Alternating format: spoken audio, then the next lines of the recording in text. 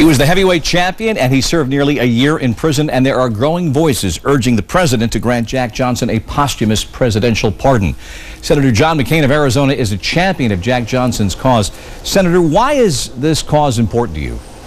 Well, I first became interested because I was a mediocre boxer in my youth, and I love the sport, and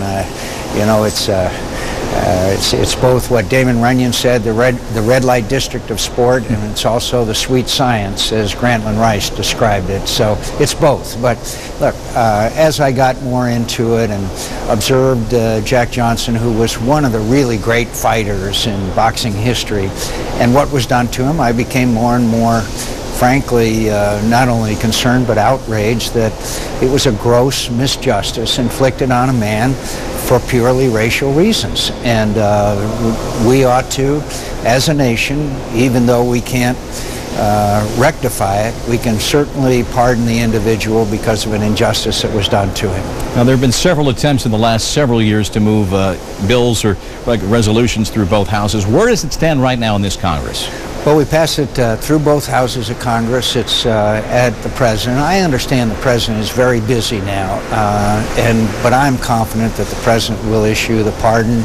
He understands this. He understands the history of this country, and I'll look forward to applauding the granting of that pardon. This sport that you like so much, carry around in your sporting soul, boxing, what's wrong with it right now? You know, to be honest with you, I think, Bob, it's pay-per-view. I think when you limit the number of people who are able to see a major event, even though I understand what a cash cow it is, then obviously it restricts the popularity of the sport. Also, probably we don't have fighters that have really attracted the attention of Americans. Maybe Oscar De La Hoya was one of the last. Floyd Mayweather Jr. is in that category, but you know, a lot of times it's the heavyweights, and although the Klitschko brothers are very really impressive boxers, as impressive as I've ever seen, they have not attracted that kind of following in the United States yet. Let's turn to football. Your colleague, Senator Orrin Hatch of Utah, has sent the president a 10-page letter asking for an investigation into the BCS. It seems like where you come down on BCS may be a function of geography. You're from a state with a couple of Pac-10 schools well-positioned in the BCS. What do you think Congress needs to do, if anything, and what do you think is wrong with the BCS, if anything?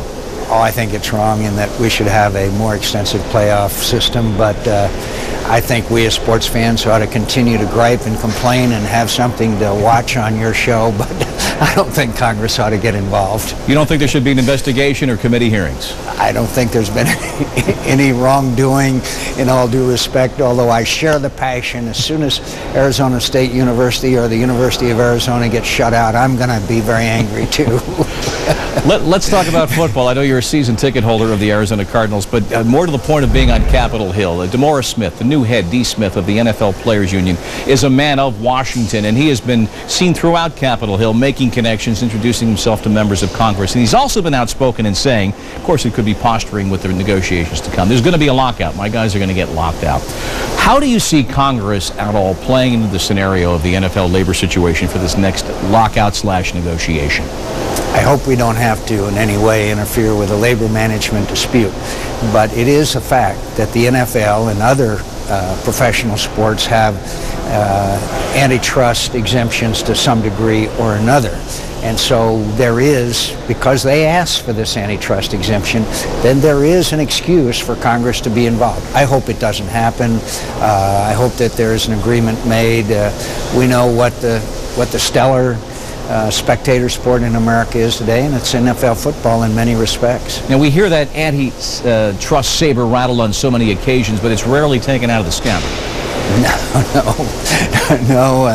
And an old Marine friend of mine once said, never point a gun at somebody unless you're willing to pull the trigger. So there is some limited efficacy here.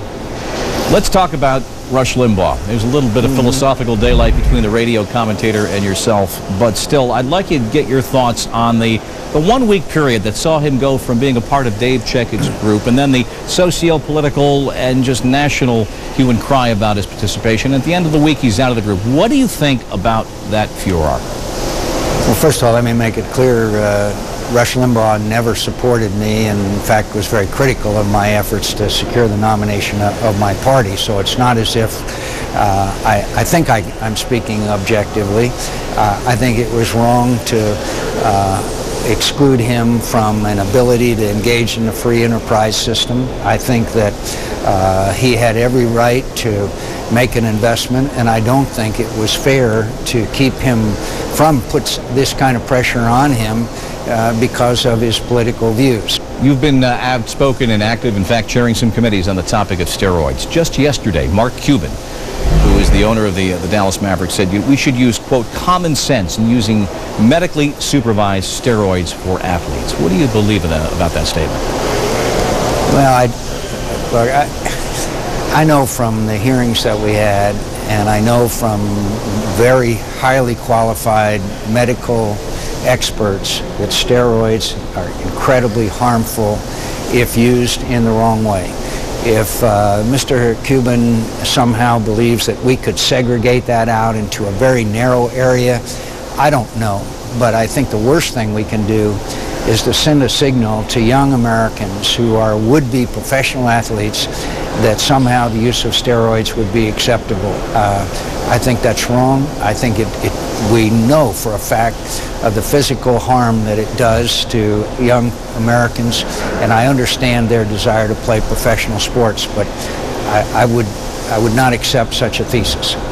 Well, we wish you good luck to your Cardinals this week against the Giants. Well, we're going to have to come east with the Cardinals and show them we can win a big game there on Sunday night. I noticed they're 7 points down, and certainly I would not recommend wagering, but I certainly do think that the Cardinals are going to show up. They're playing very, very well. That point spread for information purposes only. Senator John McCain, it's a pleasure to see you again, sir. Thank you. Thanks, Bob.